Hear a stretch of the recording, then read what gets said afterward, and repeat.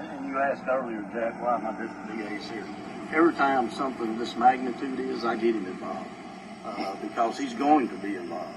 So we want him here from the get-go. And it's just like, I want to thank the Colonel and them for coming down, his resources being here. I want to resound what he said. Just be patient. We can't jump and say things or do things. We have to know what we're doing, what we're saying. And just as soon as we can piece this thing together, the public will know.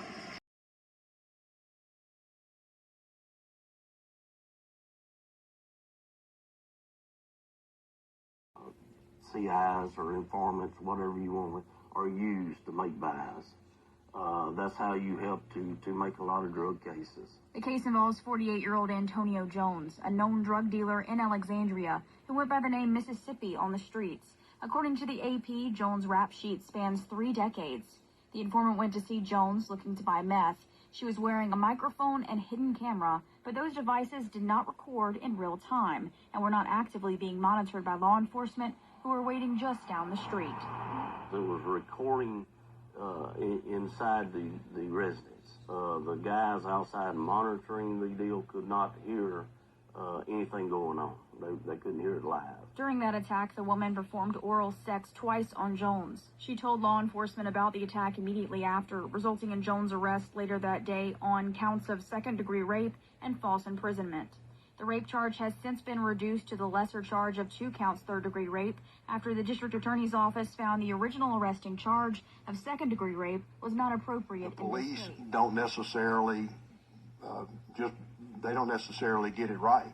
Just because they charge somebody with something doesn't mean that we agree that fits, that what they charge them for fit, the facts fit the law. District Attorney Philip Terrell said the reduced charges, quote, has nothing to do with the notoriety of the case. Jones faces those charges at trial on October 17th. Though reduced charges was one of the critiques from Mustaine, the main focus of the report was on the safety of a confidential informant in those kind of operations.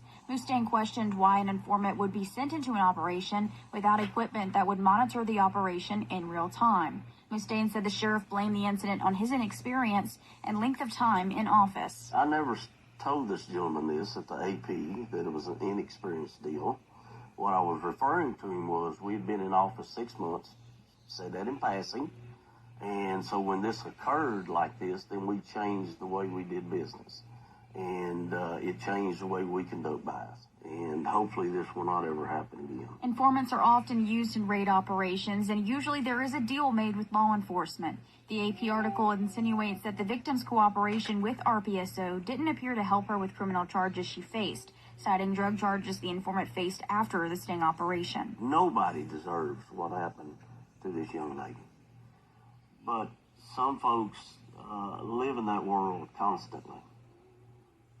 They have an addiction, and sometimes it takes them over, and it makes them do things that they know bad things could happen to them, but they still do it because it's not really that person, it's that drug that's driving them. It's just a sad way of life, is what it is. But as far as the other charges or anything, we can't get into it. What's your biggest concern here this evening? Our biggest concern is that the issue at hand is going to get swept under the rug. That transparency is not going to take place, and that we may not get justice for this family.